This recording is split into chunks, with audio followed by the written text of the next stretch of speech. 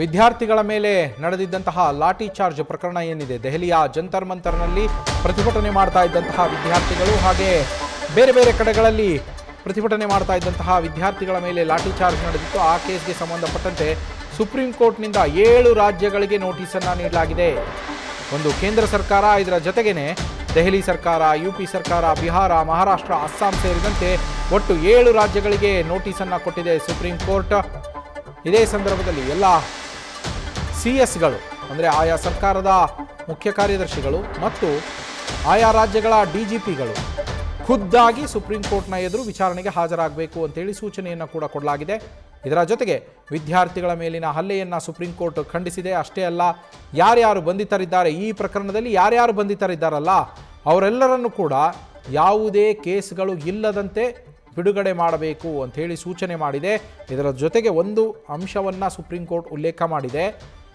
ಯಾರ್ಯಾರು ಈ ಕೇಸ್ನಲ್ಲಿ ಫಿಟ್ ಆಗಿದ್ದಾರೆ, ನೀವು ಯಾರ್ಯಾರನ್ನ ಅಕ್ಯೂಸ್ಡ್ ಅಂತೇಳಿ ಇದರಲ್ಲಿ ಅರೆಸ್ಟ್ ಮಾಡಿದ್ದೀರಲ್ಲ ಅವರ ಮೇಲೆ ಯಾವುದೇ ರೀತಿಯ ಕ್ರಿಮಿನಲ್ ಪ್ರಕರಣಗಳು ಈ ಹಿಂದೆ ಇಲ್ಲದೇ ಇದ್ದ ಪಕ್ಷದಲ್ಲಿ ಅವರ ಮೇಲೆ ಹೊಸದಾಗಿ ಯಾವುದೇ ಕೇಸುಗಳನ್ನು ಹಾಕದೆ ಅವರನ್ನು ಬಿಡುಗಡೆ ಮಾಡಬೇಕು ಅಂಥೇಳಿ ಸುಪ್ರೀಂ ಕೋರ್ಟ್ ಸೂಚನೆಯನ್ನು ಕೊಟ್ಟಿರುವಂಥದ್ದು.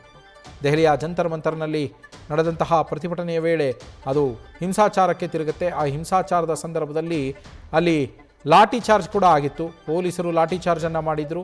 ಪೊಲೀಸರ ಮೇಲೆ ಕೂಡ ದಾಳಿಗಳಾಗಿತ್ತು. ಈ ಪ್ರಕರಣಕ್ಕೆ ಸಂಬಂಧಪಟ್ಟಂತೆ ಪೊಲೀಸರು FIRಗಳನ್ನು ದಾಖಲಿಸಿದ್ರು.